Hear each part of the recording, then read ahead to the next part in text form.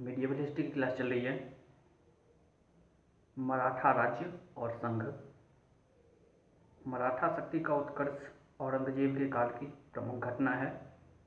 औरंगजेब की नीतियाँ, दक्कन की भौगोलिक परिस्थितियाँ तथा मराठों की स्वतंत्रता की भावना एवं लड़ाकू प्रवृत्ति ने इसको एक प्रमुख शक्ति के रूप में उभरने में मदद की। मराठों के उद्भव के कारण थे। बहमनी शासकों ने मराठों को प्रशासन और सेना में जगह देकर आत्मविश्वास पैदा किया। मलिक अंबर ने गुरिल्ला युद्ध का प्रयोग कर मराठा घुड़सवारों के आत्मविश्वास को बढ़ाया। मुगलों के विरुद्ध मराठे न केवल लड़े बल्कि जीते भी। इससे मराठों को अत्यधिक आत्मबल प्राप्त हुआ। भक्ति आंदोलन ने समाज को रूढ़ियों से मुक्त करने की दिशा में कार्य किया। साथ ही मराठी भाषा के उपयोग ने संतों की शिक्षाओं से सभी को जोड़ा। फलतः अलग मराठा पहचान तथा मराठा राष्ट्रवाद का उभार हुआ। महाराष्ट्र की पठारी भूमि किले के निर्माण तथा गुरिल्ला युद्ध के लिए उपयुक्त थी। मराठा वार की भौगोलिक स्थिति मराठों के उदय में सहायक रही। शिवाजी के रूप में मराठों को एक चमत्कारी नेता मिला। इनमें मराठा समाज के विविध तत्वों को संगठित करने की अद्भुत क्षमता थी। शिवाजी अपने जीते जी ही किंवदंती बन गए थे और इन्होंने मराठों के आत्मविश्वास तथा महत्वाकांक्षा बढ़ाने में महत्वपूर्ण योगदान दिया। इन्होंने एक के बाद एक सैन्य सफलताएं अर्जित की करके एक सुदृढ़ मराठा राज्य की नींव डाली। इन सभी कारकों के साथ जब मराठों को योग्य नेतृत्व प्राप्त हुआ तो उनका एक शक्ति के रूप में उदय होना स्वाभाविक था। शिवाजी के नेतृत्व में मराठा शक्ति का उदय होना तत्कालीन इतिहास की एक महत्वपूर्ण घटना है। मराठे शीघ्र ही संपूर्ण भारतीय पटल पर छा गए और कुछ समय बाद ही इनका पतन हो गया। शिवाजी का जन्म शिवनेर के किले में अप्रैल 1627 में हुआ था।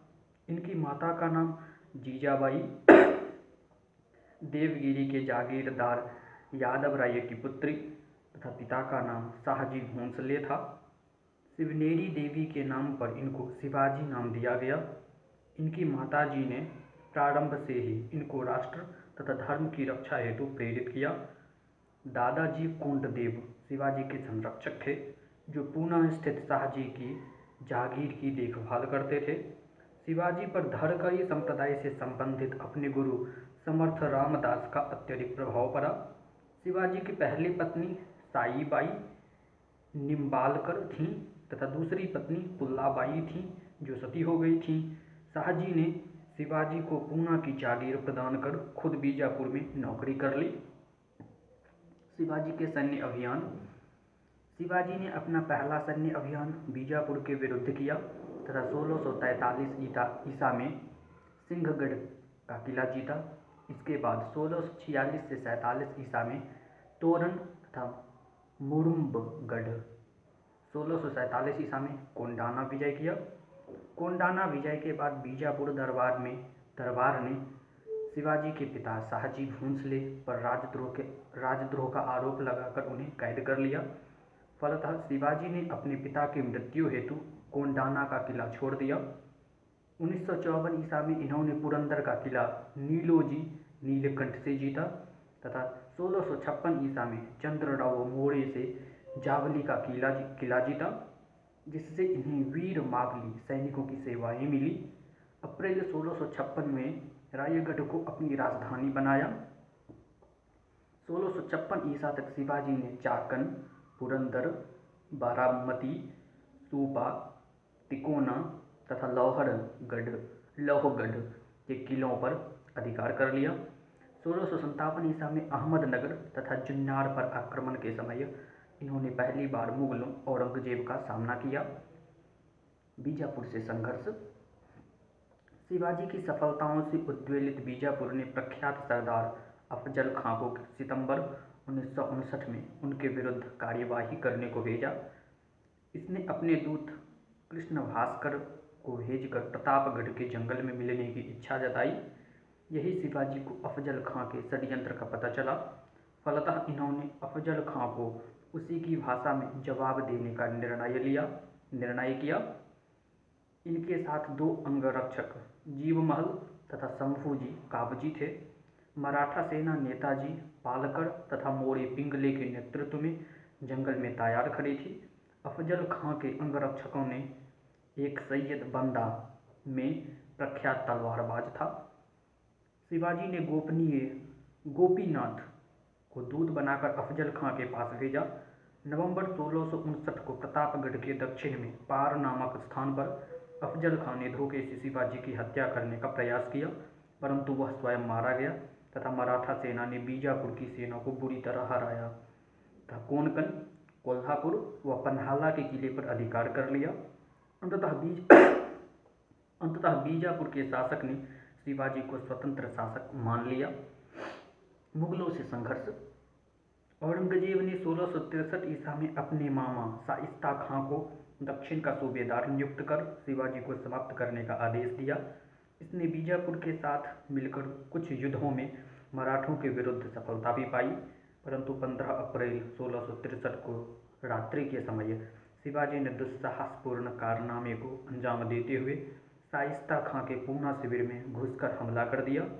शाइस्ता खां का अंगूठा कट गया, परंतु वह भाग निकला। उसका पुत्र फतह खां मारा गया। इससे जहां शिवाजी की प्रतिष्ठा बढ़ी, वहीं मुगलों की प्रतिष्ठा को भारी धक्का लगा।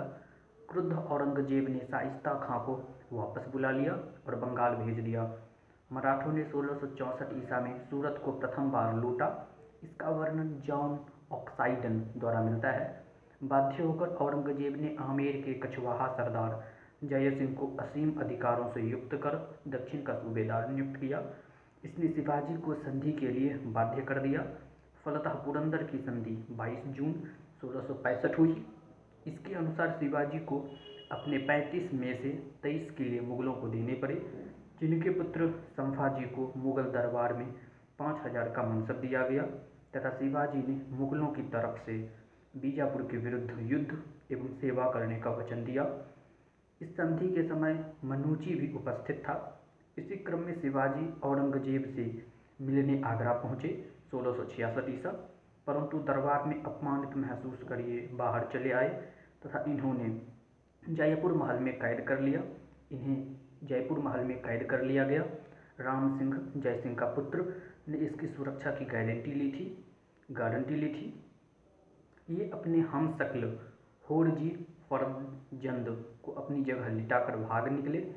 सितंबर 1666 को रायगढ़ पहुंचकर इन्होंने दक्षिण के सूबेदार मुअज्जम के माध्यम से प्रस्ताव रखा, जिसे औरंगजेब ने स्वीकार कर लिया। 1668 ईसा औरंगजेब ने इन्हें राजा की उपाधि दी तथा इनके पुत्र संभाजी को मनसब प्रदान किया तथा बरार में एक जागीर दी।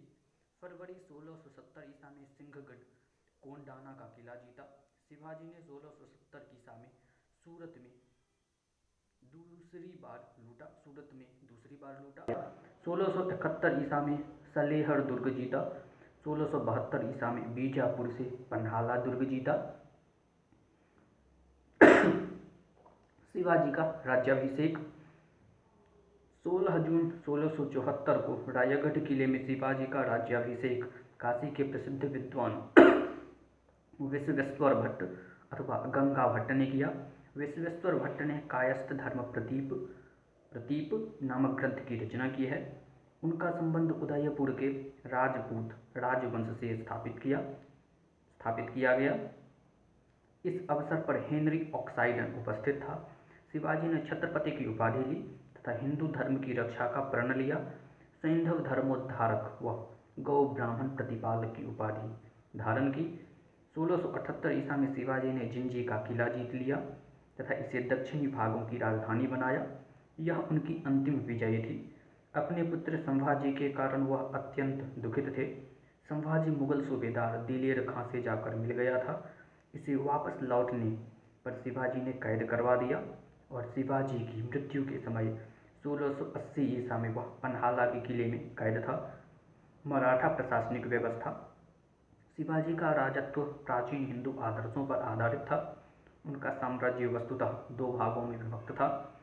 प्रथम वह भाग जो सीधे शिवाजी मराठों के अधीन था और स्वराज मुल्क ए कादिम कहलाता था, तथा द्वितीय वह क्षेत्र जो मुगलों अथवा बीजापुर के अधिकार में था, परंतु शिवाजी मराठे वह चौथ वसूलते थे।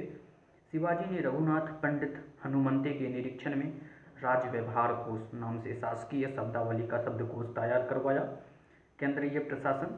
शिवाजी के प्रशासन में राजा संपूर्ण प्रभुत्व संपन्न निरंकुश शासक था। राजा ही प्रशासन का प्रधान सेनापति एवं न्यायाधीश था। राजा को सलाह देने के लिए 8 मंत्रियों का एक समूह था, जिसे अष्टप्रधान कहा जाता था। यह कोई मंत्री परिषद नहीं थी, इसका कार्य राजा को सलाह देना मात्र था। इसके अंतर्गत निम्नलिखित पदाधिकारी सम्मिलित थे। पहला, पेशवा अथवा मुख्य प्रधान, यह प्रधानमंत्री था तथा संपूर्ण राज्य के शासन की देखभाल करता था। सरकारी पत्रों पर राजा के नीचे इसकी मुहर लगती थी। 2, अमात्य अथवा मजूमदार, यह वित्त एवं राजस्व मंत्री था। 3, वाकिया नवीस अथवा मंत्री, राजा तथा दरबार की प्रतिदिन की कार्यवाहियों की खबर रखता था। 4, सूरनवीस या सचिव, राजकीय पत्र व्यवहार तथा परगने का हिसाब देखता था। इसे चिटनिस कहते थे। इसे गृह मंत्री भी कह सकते हैं। 5, दबीर या सुमंत, विदेशी मंत्री था। 6, सर ए नौबत अथवा सेनापति, सेना संबंधी कार्य देखता था। 7, पंडित राव अनुदान से संबंधित था। 8, न्यायाधीश, राजा के बाद यही मुख्य न्यायाधिकारी था। इन 8 मंत्रियों में न्यायाधीश व पंडित रावों को छोड़कर सभी मंत्रियों को सैनिक कार्यों व आक्रमणों में भाग लेना होता था। शिवाजी के प्रशासन में राजा संपूर्ण प्रभुत्व संपन्न निरंकुश शासक था। राजा ही प्रशासन का प्रधान सर्वोच्च सेनापति तथा न्यायाधीश था। प्रांतीय शासन। राज्य प्रांत अथवा सरसूबा में बटाव था। प्रांत का प्रमुख अधिकारी सरसूबेदार अथवा सर ए कारकून अथवा मुख्य देशाधिकारी कहलाता था। प्रांत महालों में विभक्त था। महाल का अधिकारी सर हवलदार कहलाता था। महाल में कई तरफ होते थे, जिनका प्रमुख हवलदार होता था। गांव मौजा सबसे छोटी इकाई थी, जिसका प्रमुख पटेल या पाटिल होता था। इनका सहायक कुलकर्णी होता था। राजस्व प्रशासन। भू राजस्व व्यवस्था मलिक अंबर की व्यवस्था पर आधारित थी, जहां कृषकों से सीधे संबंध स्थापित करने का प्रयास किया गया। यह एक प्रकार से रैयतवाड़ी व्यवस्था जैसी थी, परंतु शिवाजी जमींदारी देशमुखी व्यवस्था समाप्त नहीं कर पाए। शिवाजी ने रस्सी द्वारा भूमि माप की जगह काठी एवं मानक छड़ी जरीब के प्रयोग को प्रारंभ किया। 1670 ईसा में अन्नाजी दत्तो ने व्यापक स्तर पर भू सर्वेक्षण करवाया। शिवाजी ने भू राजस्व को 33% से बढ़ाकर 40% कर दिया, लेकिन अन्य कर और चुंगी समाप्त कर दी गई। चौथ, पड़ोसी राज्य की आय का चौथाई 1/4 हिस्सा होती थी। बदले में मराठा आक्रमण तथा लूटपाट से बचने का आश्वासन मिलता था मराठा से। सरदेशमुखी भी पड़ोसी राज्यों से वसूला जाता था। यह पड़ोसी राज्य की आय का 10% या 10वां हिस्सा था। यह कर शिवाजी उस क्षेत्र के सबसे बड़े देशमुख सरदेशमुख होने के नाते लेते थे। मिरास पट्टी या सिंहासन पट्टी एक उपकर था। पटदान, विधवा पुनर्विवाह पर लगाया गया कर। कर्जा पट्टी या जस्ती पट्टी, जमींदारों पर लगने वाला असाधारण कर था। बाबती, चौथ की आय का 1/4 भाग राजा के लिए था। सहोत्रा, चौथ की आय का 6% पंत सचिव के लिए। नादगुंडा, चौथ की आय का 3% राजा की इच्छा पर निर्भर था। गुमास्ता, सरदेशमुखी वसूल करने वाले अधिकारी थे। पाटिल, मामलतदार तथा सरसूबेदार क्रमशः गांव, जिला तथा प्रांत सूबा के न्यायिक अधिकारी थे। उपरिस बटाईदार थे, जिन्हें कभी भी बेदखल किया जा सकता था। अन्य प्रशासनिक अधिकारी। मजूमदार, आय व्यय का निरीक्षक। मिरासदार, जमींदार। पाटिल या पटेल, ग्राम का मुखिया या मुख्य अधिकारी था, जो कर संबंधी न्यायिक तथा अन्य प्रशासनिक कार्य करता था। कुलकर्णी लेखपाल चौगुले भूमि का लेखा जोखा रखता था। पटेल का सहायक तथा कुलकर्णी के लेखों की देखभाल करता था। 12 वलूटे शिल्पी ग्राम की औद्योगिक आवश्यकताओं की पूर्ति करते थे। मामलतदार एवं कामविसदार ग्रामों में कर निर्धारण पटेल के परामर्श से करते थे। इसके अतिरिक्त ये जिले में पेशवा के प्रतिनिधि होते थे। कामविसदार चौथवी वसूलता था। देशमुख मामलतदार के ऊपर नियंत्रण रखते थे। देशपांडे जिलाधिकारी, उनकी पुष्टि के बिना कोई लेखा स्वीकार नहीं किया जाता था। सैन्य प्रशासन। शिवाजी ने एक नियमित तथा स्थायी सेना रखी। सेना का मुख्य भाग पैदल और घुड़सवार सेना थी। घुड़सवार सेना 2 भागों में विभक्त थी। ये पहला बरगीर, वे घुड़सवार सैनिक थे जिन्हें राज्य की ओर से घोड़े और शस्त्र दिए जाते थे। ये शाही घुड़सवार थे। 2 सिलेदार, ये स्वतंत्र सैनिक थे जो अपना अस्त्र शस्त्र स्वयं रखते थे। सैन्य संगठन। 25 अश्वारोहियों की एक टुकड़ी होती थी जिसे एक भिस्ती एवं एक नालबंद प्रदान किया जाता था। 25 घुड़सवार एक हवलदार के अधीन होते थे। 5 हवलदार एक जुमलादार के अधीन होते थे। 10 जुमलादार एक हजारी के अधीन होते थे। 5 हजारी एक पंच हजारी के अधीन होते थे। शिवाजी की सेना में मुसलमान सैनिक भी होते थे। सेना के साथ युद्ध में स्त्रियों का जाना वर्जित था। किले मराठा सैन्य व्यवस्था के विशिष्ट लक्षण थे। किले में 3 अधिकारी होते थे। पहला पहाड़ी दुर्ग और उसके आसपास के क्षेत्र जो हवलदार के अधीन होते थे। शिवाजी के प्रशासनिक इकाई थे। हवलदार के नेतृत्व में विभिन्न जातियों के सैनिकों की भर्ती करके दुर्ग सेना का गठन किया जाता था। दूसरा सर-ए-नौबत संपूर्ण घुड़सवार सेना का प्रधान होता था। सर-ए-नौबत मराठा होते थे। तीसरा सबनीस नागरिक और सैनिक और राजस्व प्रशासन देखता था, यह ब्राह्मण होता था। रसद और सैनिक सामग्री की देखभाल कारखाना नवीस करता था।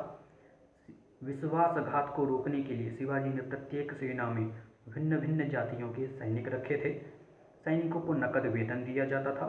शिवाजी ने कोलाबा में एक जहाजी बेड़े का भी निर्माण करवाया जो 2 कमानों में बटा हुआ था। एक दरिया सारंग मुसलमान तथा दूसरा नायक हिंदू के अधीन रहता था। शिवाजी ने 1669 ईसा में दरिया सारंग के नेतृत्व में जंजीरा के सिद्दियों पर आक्रमण किया। मावली सैनिक शिवाजी के अंगरक्षक थे। मावली एक पहाड़ी लड़ाकू जाति थी। शिवाजी के उत्तराधिकारी